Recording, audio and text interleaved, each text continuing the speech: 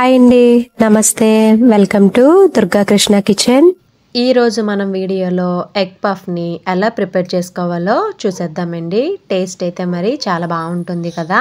Taste అయితే చెప్పనవసరం లేదండి, బేకరీలో తీసుకునే ఎగ్ పఫ్ టేస్టే ఉంటుంది. చాలా చాలా బాగుంటుంది.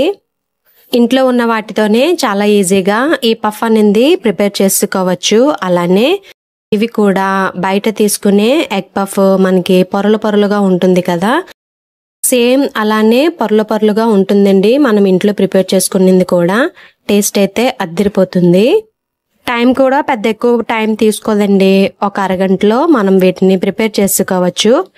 వీడియోలోకి వెళ్లే ముందు మన ఛానల్ని చాలా వరకు సబ్స్క్రైబ్ చేసుకోకుండానే చూస్తున్నారండి. దయచేసి సబ్స్క్రైబ్ చేసుకోండి. అలానే ఈ వీడియో గనక మీకు నచ్చినట్లయితే ప్లీజ్ లైక్ చేయండి, షేర్ చేయండి, కామెంట్ కూడా చేయండి. మీరు లైక్ చేయడం వల్ల ఈ వీడియో అనేది మరికొంతమందికి రికమెండ్ అయ్యే ఛాన్స్ ఉంటుంది. ఇంకా లేట్ చేయకుండా ఈ ఎగ్ పఫ్ తయారీ విధానం ఎలాగో చూసేద్దాం.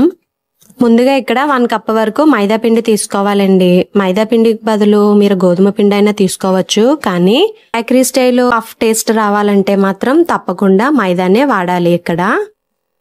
తర్వాత దీనిలోకి 1 స్పూన్ వరకు ఆయిల్ యాడ్ చేసుకోవాలి.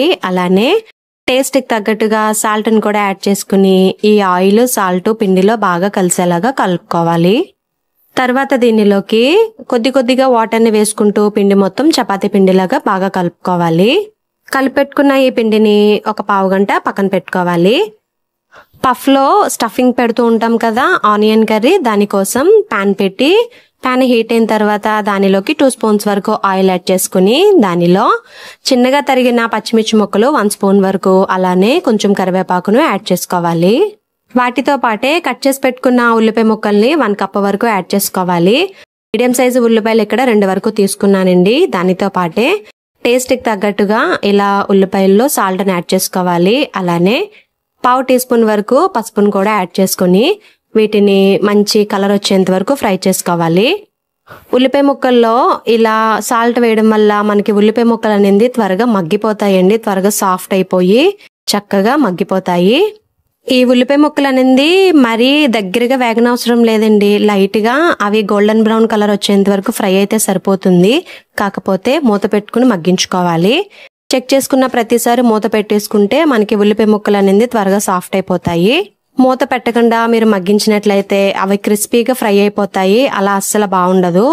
మూత పెట్టకుండా మీరు మగ్గించినట్లయితే అవి క్రిస్పీగా ఫ్రై అయిపోతాయి. అలా అస్సలు బాగుండదు.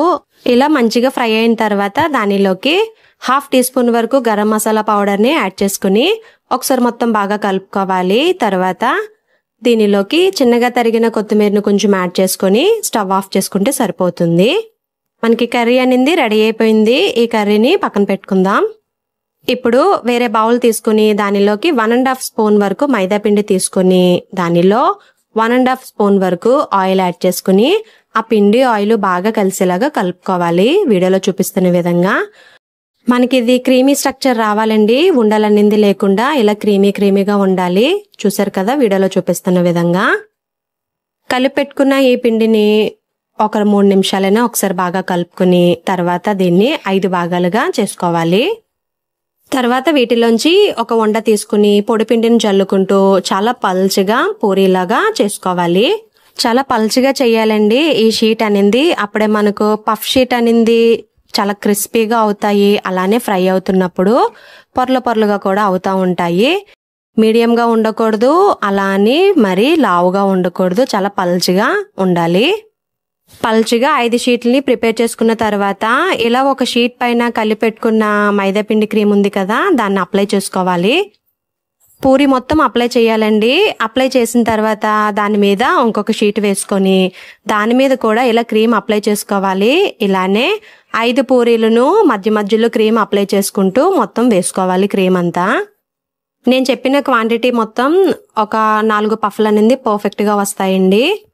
షీట్ మొత్తం క్రీమ్ అనేది అప్లై చేసుకోవాలి. దానిపైనే ఇలా చపాతీలను వేసుకుని ఒకసారి చేత్తో ఇలా వత్తిన తర్వాత వీడియోలో చూపిస్తున్న విధంగా ఇలా సైడ్స్ అనేది కట్ చేసేసుకోవాలి. ఎక్స్ట్రా పిండిని 4 వైపులా ఇలా ఎక్స్ట్రాలను కట్ చేసుకున్న తర్వాత ఇలా వీడియోలో చూపిస్తున్న విధంగా మనకి కావాల్సిన సైజులో పఫ్ షీట్లని కట్ చేసుకోవాలి.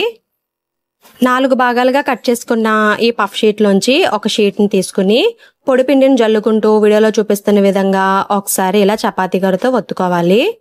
ఇలానే 4 షీట్లను ఒత్తుకోవాలండి. కొంచెం పెద్ద సైజులో, మరీ ఎక్కువగా ఒత్తకూడదు, లైట్గా సరిపోతుంది.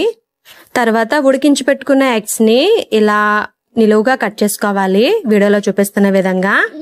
తర్వాత ఇలా ఒక షీట్ తీసుకుని షీట్ పైన మనం ప్రిపేర్ చేసి పెట్టుకున్న ఆనియన్ కర్రీ వేసుకుని దాని మీద ఎగ్ని ఇలా బోర్లించి ఫస్ట్ లేయర్ని జాగ్రత్తగా లాగి 4 వైపులా ఇలా కవర్ చేసుకోవాలండి. కర్రీ అనేది బయటికి రాకుండా, ఎందుకంటే ఇది మనం ఓవెన్లో పెట్టట్లేదు, డీప్ ఫ్రై చేస్తున్నాం కదా. కర్రీ అనేది బయటికి రాకుండా ఉండడం కోసం ఫస్ట్ లేయర్తో ఇలా ఎగ్ని మొత్తం కవర్ చేసుకోవాలి. తర్వాత 4 వైపులా వీడియోలో చూపిస్తున్న విధంగా ఇలా ఫోల్డ్ చేసుకుంటే సరిపోతుంది. ఆ ఫోల్డింగ్ అనేది కూడా చూడండి, ఇలా వేలు పెట్టి జాగ్రత్తగా లేయర్స్ని లాగాలి. లాగిన తర్వాత ఈ సైడ్స్ కార్నర్స్ అనేది చేత్తో ఇలాగా బయటికి కనిపించకుండా చేత్తో ఇలా ఒత్తుకుంటే సరిపోతుంది. లాస్ట్లో ఇలాగా పైన తడివేలతో ఇలా ఒకసారి ప్రెస్ చేసుకుంటే మనకి ఫ్రై అయినప్పుడు ఈ లేయర్స్ అనేది విడిపోకుండా ఉంటాయి. మనకి పఫ్ అనేది రెడీ అయిపోయిందండి. ఇప్పుడు మనం వీటిని డీప్ ఫ్రై చేసుకుందాం. డీప్ ఫ్రై చేసే ముందు ఈ కార్నర్స్ని ఒకసారి ఇలా ప్రెస్ చేసుకుంటే మనకి ఫ్రై అవుతున్నప్పుడు విడిపోకుండా ఉంటాయి. డీప్ ఫ్రై కోసం ఆయిల్ పెట్టుకుని ఆయిల్ లైట్గా హీట్ అయిన తర్వాతే మనం పఫ్లను అందులో వేసుకోవాలి. పఫ్లు ఫ్రై అవుతున్నంతసేపు స్టవ్ అనేది లోలోనే ఉండాలండి. మీడియంలో కానీ హైలో కానీ అస్సలు పెట్టకూడదు. స్టవ్ మీడియంలో పెట్టినా హైలో పెట్టినా మనకి పఫ్లు అనేది పైన కలర్ వచ్చేస్తుంది, లోపల అనేది సరిగా ఉడకదు. కాబట్టి స్టవ్ సిమ్లో పెట్టుకుని వీటిని ఫ్రై చేసుకోవాలి. వేసిన వెంటనే కదిపేయకూడదండి. ఒకవైపు లైట్గా కలర్ వచ్చిన తర్వాత రెండో వైపుకి జాగ్రత్తగా టర్న్ చేసుకోవాలి వీడియోలో చూపిస్తున్న విధంగా. పఫ్ టర్న్ చేసిన తర్వాత కూడా కొంతసేపు అలా వదిలేస్తే మనం అంటించాం కదా, లేయర్స్ అనేది చక్కగా ఫ్రై అయిపోతాయి. కొంతసేపు అయిన తర్వాత మళ్ళీ వాటిని టర్న్ చేసుకోవాలి. ఇలా మంచి గోల్డెన్ కలర్ వచ్చేంత వరకు ఫ్రై చేసుకోవాలి స్టవ్ సిమ్లో పెట్టి. చూసారు కదా, మనకి ఫ్రై అవుతున్నప్పుడే లేయర్స్ అనేది విడిపోతున్నాయి. చూసారు కదా, మనకి మంచి గోల్డెన్ కలర్లో ఫ్రై అయిపోయాయి. చూస్తుంటేనే బయట తీసుకునే పఫ్లాగా అనిపిస్తున్నాయి కదా, టేస్ట్ కూడా అలాగే ఉంటుంది. తర్వాత వీటిని జాగ్రత్తగా వేరే ప్లేట్లోకి టర్న్ చేసుకోవాలి. అంతేనండి, రెడీ అయిపోయాయి ఎగ్ పఫ్లు. టేస్ట్ అయితే అద్దిరిపోయింది. ఒకసారి మీరు తప్పకుండా ట్రై చేయండి. ఇంట్లో ఉన్న వాటితోనే చాలా ఈజీగా ప్రిపేర్ చేసుకోవచ్చు కదా.